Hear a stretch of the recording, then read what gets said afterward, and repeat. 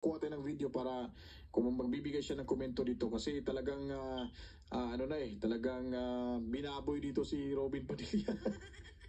Sinabihan si Senador na may tupak, may sira na yung utak. Kumbaga baliw. Tapos tawag dito? Attack dog daw ito ni Tatay Digong Duterte. Yung pinagbabasihan niya po ay nakaganon lang si Robin Padilla. Tapos sabi niya may sira na daw sa ulo, sa utak. Panoorin natin to. Nagba-viral yung usapin sa Facebook pati sa TikTok na kung ito nga bang si Robin Padilla ay meron daw pong iniindang sakit. Kasi kung makikita niyo yung kanyang pagmumuka, gumagano na siya. Tapos mahilig na din siyang gumanon. Grabe, no?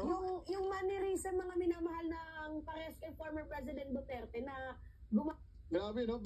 Nakaganon lang yung mama, yung tao, tapos pagbibintangan ng may sakit, tapos may sira sa utak daw.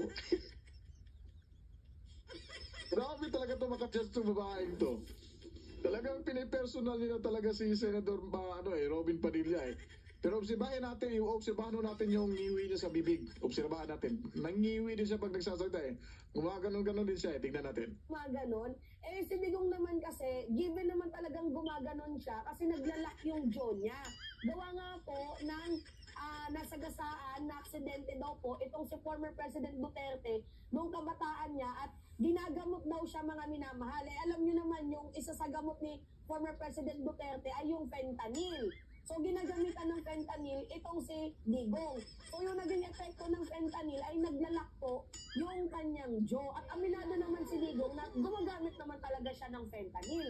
Ngayon, si Robin Padilla mga minamahal, gano'n na din po yung kanyang mannerism. So, ang dami pong nagtatanong, ang dami pong mga TikTokers, mga famous vlogger, mga famous influencer, na kung itong bang si Robin Padilla ay meron pong sakit. Pero sa akin mga minamahal, ang nakikita ko lang talagang sakit ni Robin Padilla, sakit sa pag-iisip, sakit sa utak. Kasi biruin nyo ito mayroon akong ipaparinig na komento ni Robin Padilla dito. Grabe.